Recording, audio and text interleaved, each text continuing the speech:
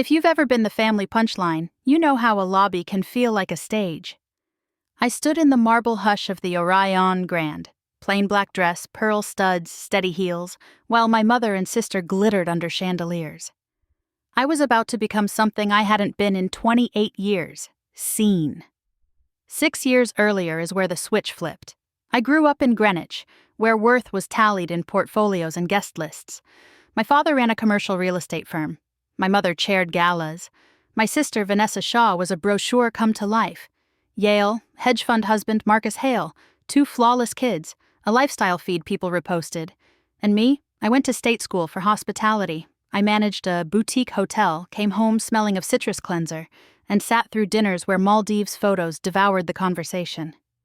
"Ava's still doing the hotel thing," my mother would say, as if I placed pillow mints for sport. Thanksgiving, 6 years ago, toasts for Marcus's promotion, crystal clinking, laughter that excluded breath. Then my father turned to me. "Still checking people in?"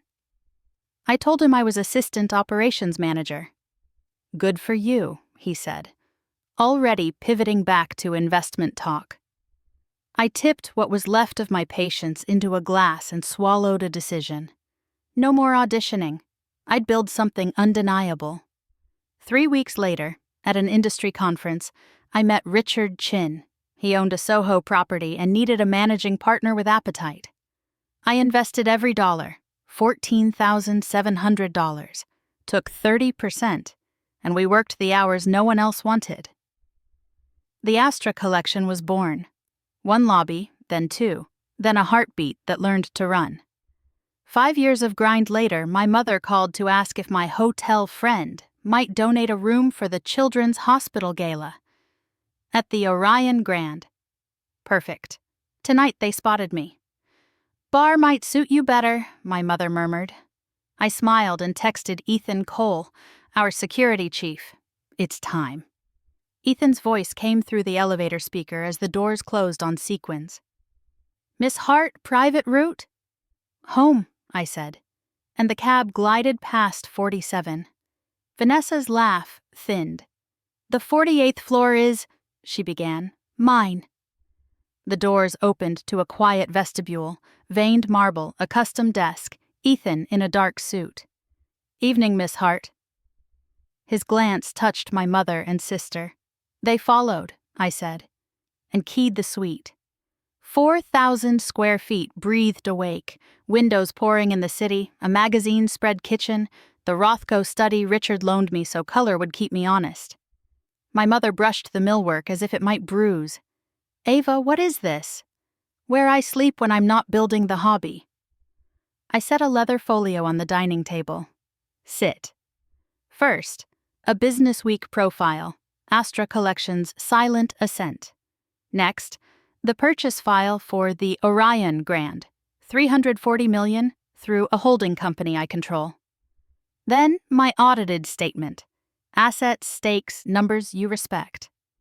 Vanessa's mouth flattened. "You hid this." "You never asked about me," I said. "Only deliverables."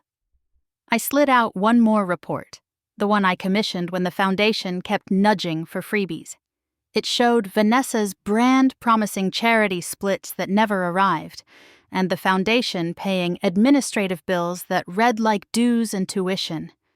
My mother sat as if the chair had pulled her down. We were going to replace it. When? A knock. Ethan's voice sharpened. "Ava, you're 10:30.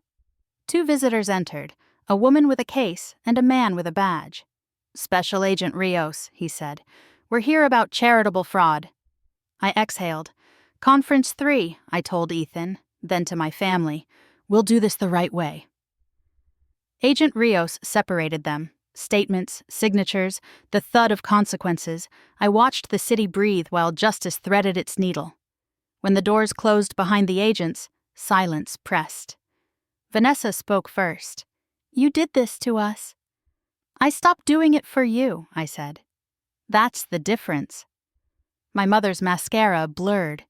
"We're your family." "Then you should have acted like it."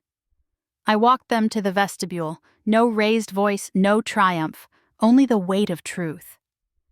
You taught me to measure myself by rooms you controlled. I built my own building. Headlines fluttered, sponsors withdrew, the foundation installed an interim board and opened its books. I declined interviews and sent anonymous donations for chemo chairs because children shouldn't pay for vanity. At my grandmother's funeral, the one who truly saw me, my parents tried again. "We've changed," my father said. I believed he wanted to. I chose peace over proximity. Work moved. Astra crossed 35 properties. Richard toasted London, Lisbon. Ethan tightened protocols and taught the front desk to feel like a welcome. James sketched a rooftop garden and kissed ink from my knuckles. One evening I stood in the Orion Grand Lobby, watching guests arrive and leave in sunlight. I touched the cornerstone bearing my name. To anyone else, marble. To me, permission. I was never an embarrassment. I was an origin story. And this was my proof.